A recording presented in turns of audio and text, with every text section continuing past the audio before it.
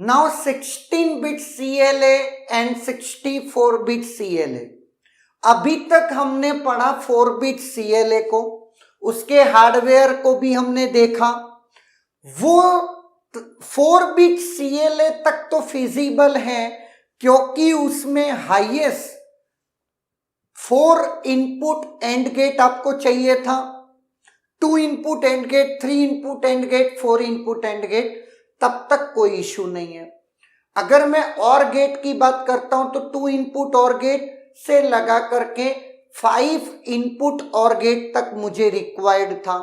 तो समहाउ मैं ये कह सकता हूं कि 2 इनपुट एंड गेट का delay approximately 4 input and gate के डिले के बराबर ही हो। हम उस तरीके से 4 बिट के इनपुट एंड गेट और गेट को डिजाइन कर सकते हैं समहाउ। लेकिन अगर मैं 2 इनपुट एंड गेट की बजाय हम 17 या 16 इनपुट एंड गेट को अगर बोलूं तो ये फिजिबल नहीं लगता है। और समहाउ 16 को अगर मैं बोल भी दूं तो 64 इनपुट एंड गेट तो फिजिबल नहीं है ना। और जितना हम कैरी जनरेशन का प्रोसेस सीखे हैं, अगर आप सी आउट का ऑब्जर्व करें तो सबसे हाईएस्ट आपको जो एंड गेट की साइज मिलती है वो सी आउट जो एन है उसके बराबर। अगर 64 है तो 64 इनपुट एंड गेट चाहिए था, है या ना। इस वजह से हमने इस प्रोसीजर को थोड़ा सा रीडिजाइन करके हमने मैकेनिज्म एक नया इंट्रोड्यूस किया, उसको हम समझते हैं। तो आपको जो 16-bit CLA है उसको हम डायरेक्टली 16-bit CLA ना करके हम क्या कर दे रहे हैं, 4-bit CLA में कन्वर्ट कर दे रहे हैं। और हम ये कह रहे हैं कि 4-bit CLA कांस्टेंट टाइम लेता है। कांस्टेंट क्यों?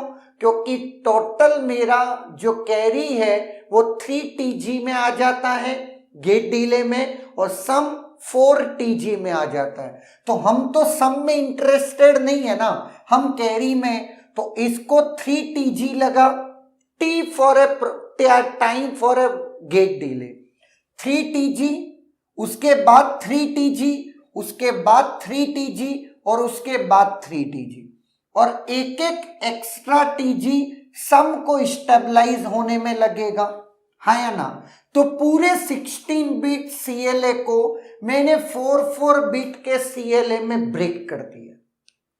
क्लियर? अब मैं बात करता हूं, अगर मैं 64-bit CLA की तो ऑब्वियस है 64 मैनेज करना और मुश्किल है। तो 64 को 16 में तोड़ दो, 16-bit CLA, 16-bit, 16-bit, 16-bit, और हर 16-bit 4-bit के CLA में ब्रेक हुआ, है या ना। तो अल्टीमेटली मैं कह सकता हूं 64 इज डिवाइडेड इन 4 into 16, और ये भी 4 into 4, है या ना। ये इसी तरीके से टूट रहा है। तो हर चीज आप 4-4 में ब्रेक करते जा रहे हो।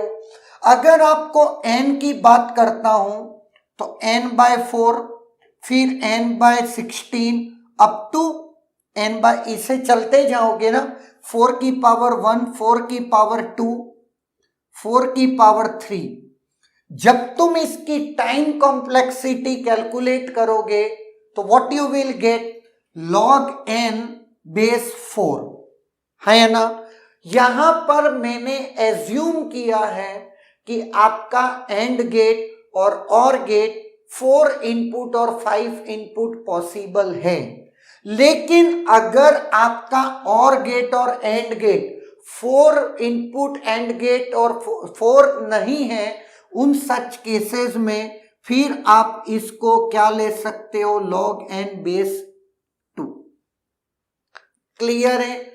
तो फिर आप 2-2 में ब्रेक करते चलिए और फिर आप उसको कैलकुलेट कर लीजिए, तब भी आपका आंसर हो जाएगा। क्लियर है? तो इस तरीके से हम हायर बीट CLA को लोअर बीट मैनेजेबल CLA में ब्रेक करके अपनी प्रॉब्लम को क्या करते हैं, रिड्यूस करके सॉल्व कर सकते हैं। और कैसे टाइम कॉम्प्लेक्सिटी कैलकुलेट हो रही है वो भी आपको आइडिया लग रहा होगा।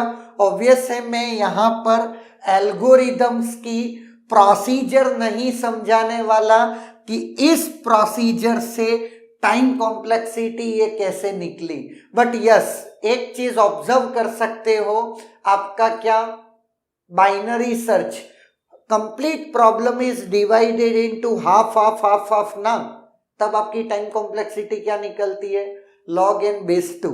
Same procedure complete problem is divided by 4 4 4 4 4, तो फिर आपकी time complexity log n base 4। Clear है? Is there any doubt?